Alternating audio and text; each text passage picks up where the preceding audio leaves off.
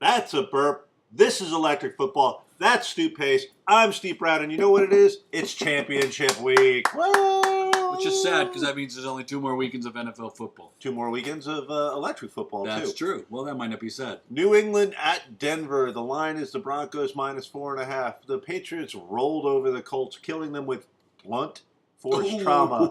Oh, thank you. I worked that one up.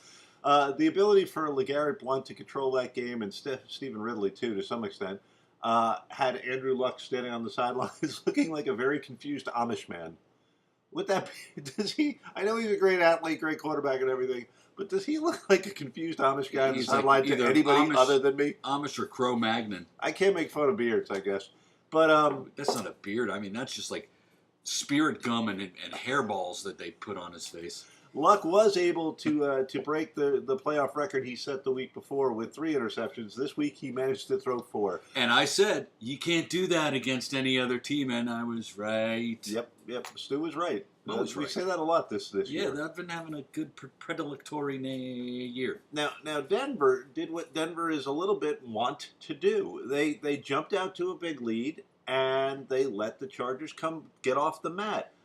They were controlling the game with Moreno, no Sean, damn it, Dan Marino, and Monty Ball, and they were running effectively, but then Welker has another big drop. Eric Decker he breaks 4 tackles and then trips himself in one of the weirder plays you've ever seen. Yeah, but Chris Harris, who's the Denver's best cover cornerback, went out, and that they started picking on him. So, San Diego's like, oh, doink, doink, doink. Yeah, and San Diego, Keenan Allen just started eating up Quentin Jammer. Yeah, and Jammer's been hurt from what I understand, or is hurt, not 100%. Hurt, old. Keenan Allen's a speedster. However you want to look at it. Denver did what they have done earlier in the year against New England. They had a big lead. They didn't close the game out well. Right. Now we all know I'm not breaking any ground here. This is Manning versus Brady. We know that Tom's won most of those, holding a decided edge in wins, playoff wins, Super Bowl wins. That angle's been done to death. To me, getting a little bit into this game, Denver has a talent edge. New England has a coaching edge. You can pick this game depending on which you like. I think Denver's offense clearly has the better skill position players. Mm-hmm. They should be able to, their line with Knighton, who's a hoss, should be able to hold up against Blunt. Blunt is running much better than he did. One of my friends made this point, and he's right. Blunt is a big, tall guy who used to run upright, and you can't do that in the NFL. Mm-hmm. All of a sudden, he's lowered his profile. Coaching. Yeah, he's taken coaching that's exactly what he said. He's taking coaching for the first time, and you see the difference it's made. Mm-hmm. You already mentioned the Chris Harris injury. That's going to be a problem, but I do think Denver's defensive line is going to be able to stand up against, Logan Mankins and Nate Solder. I think that they have a decided edge in home field advantage. I think they have a decided edge in motivation. If Brady loses this game, it doesn't ruin his legacy. If Peyton loses this game, it kind of ruins his legacy. So, yes, what I say goes, and I say the Broncos and you are going to the Super Bowl. Now, tell me why I'm wrong, Stu. Well, I'm just going to disagree. A couple things. Oh, by the way, here go my notes. Okay. Manning is a loser of 3 straight to the Patriots, dating back to last year. You just say Manning's a loser. And the one year the one year that Manning did win, I actually think that the Patriots got screwed on that first down call. I thought they had the first down in the AFC Championship. They said they didn't. The Colts went to the Super Bowl. Mark my words, Bill Belichick will stymie buckwheat and alfalfa this offense.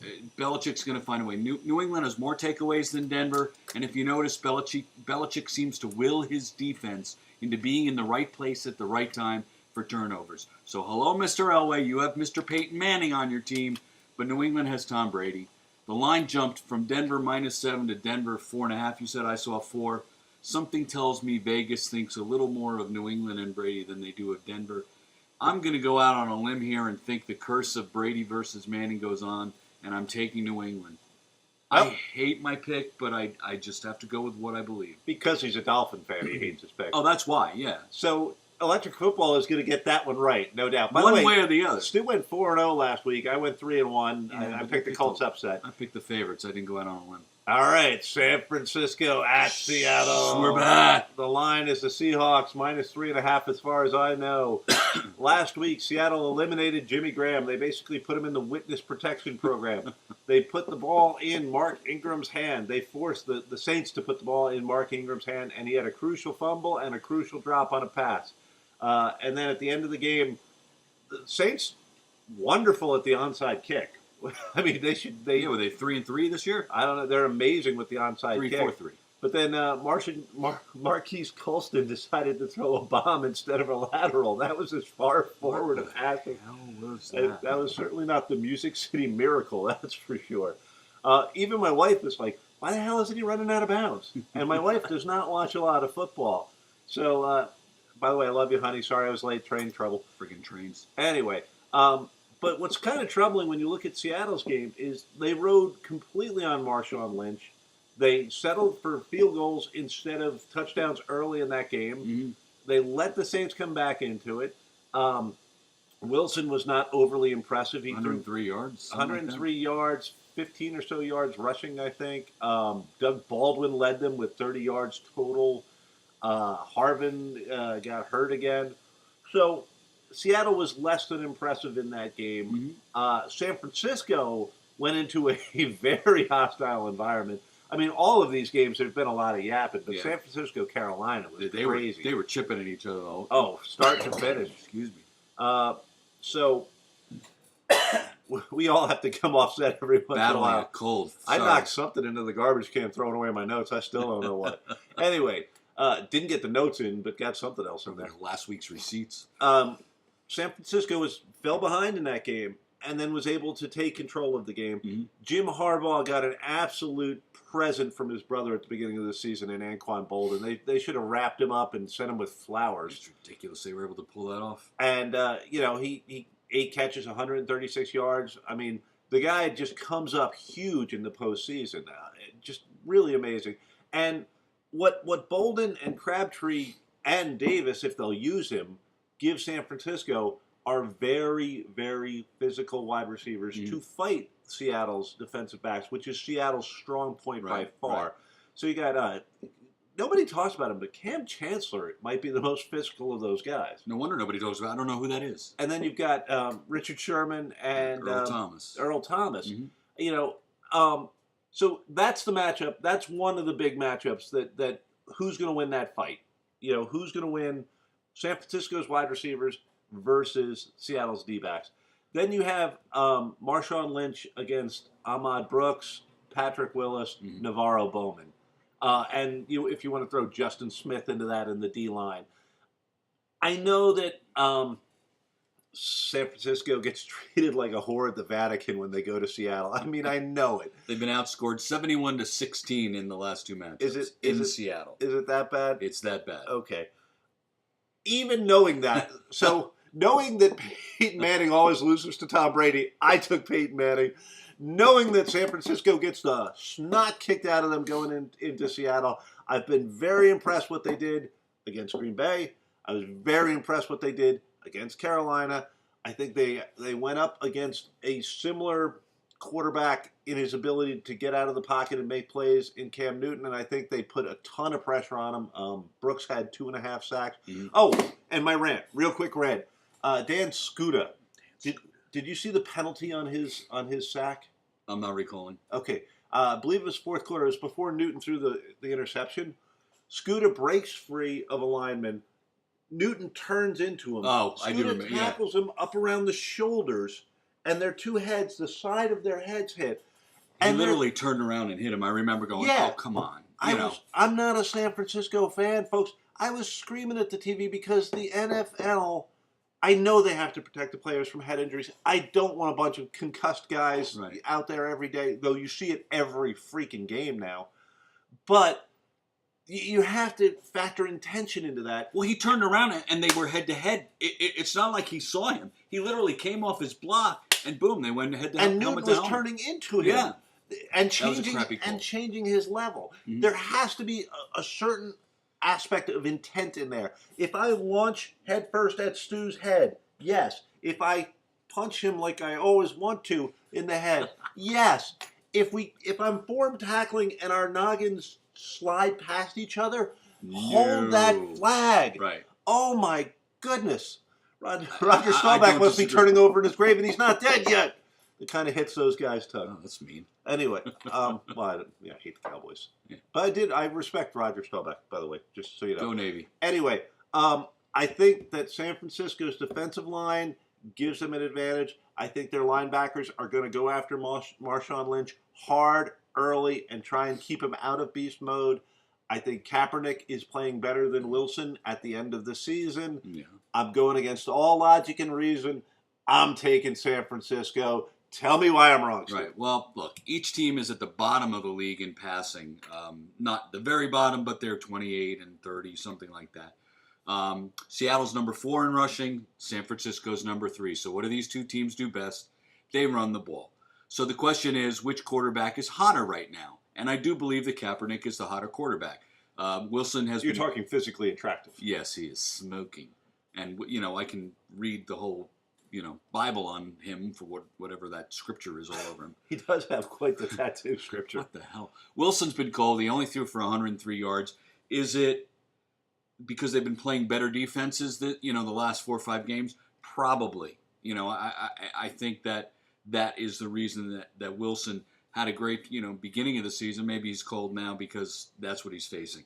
The weather was awful. And Lynch did run for $140, and I can see them doing this against San Francisco. This is the 3rd road game for San Francisco. It is taxing. I mean, granted, they're not flying 3,000 miles. Thankfully, they're going up the coast. It's different. Crabtree has certainly sparked the passing game and opened up Bold and Davis, the physical guys. Though they don't use Davis. But when they do, he's a huge target. And I don't know why they don't use him more. Oh, I know why, because I had him on my fantasy team. That explains it. But this interception machine known as Seattle thrives on the turnover. This game, as Davis says, is going to be brutal. And I think it's hard for any team to beat an opponent 3 times in a row in a season. But I am going against the grain that you can't beat the team 3 in a row, because it has happened in the past. And I think this is going to be, closer than tighter than a frog's ass in the water. But I'm taking the home team. Not because it's Seattle at home. I just think that it's tough for the 3rd game in a row to be on the road in a playoff situation where Seattle sits home and waits for you to come. I think they're very closely matched. I think Kaepernick's the better quarterback right now, not overall season and career-wise yet, but right now Kaepernick's playing better. But I'm taking Russell Wilson, Marshawn Lynch, and those Seattle defenders to put a hole in San Francisco's attempt here. I just think it's going to be tough, and Seattle ball hawking it around, just one crummy Kaepernick throw, and there you have it. Well, these games lined up perfectly. The NFL couldn't be any happier with the matchups they've got. They've got the classic old-school Manning-Brady quarterback matchup, and one of the 2 of them is going to be in the Super Bowl. And that alone is enough to get your eyes on it and give them storylines. Oh, yeah. Everyone's going to be watching it. No doubt. And they've got the classic, new school quarterbacks, Kaepernick and Wilson. One of them is going to be in. So the main storyline you're going to get is, is it going to be the old school guys that stay in the pocket and beat you with their arm? Is it going to be the new school guys who can beat you with the arm or their legs? It'll be fascinating.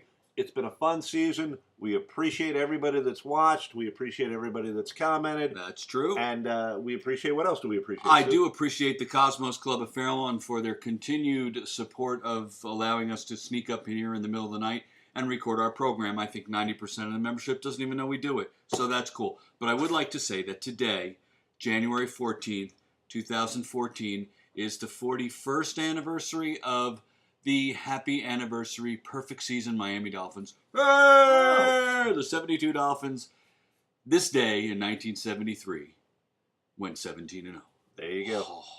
At least you gotten a couple. I got none. Yes, sir. I'd also like to thank Brian Miller and JL over at the Fin Nation Brian over at the Fanatics, Fin Fanatics, excuse me. A lot of Finns out there. A lot of great blogging going on. If you're a member, if you're a fan of a team and you can find a blog where people like to talk about the team, it's a lot of fun, and you should try it.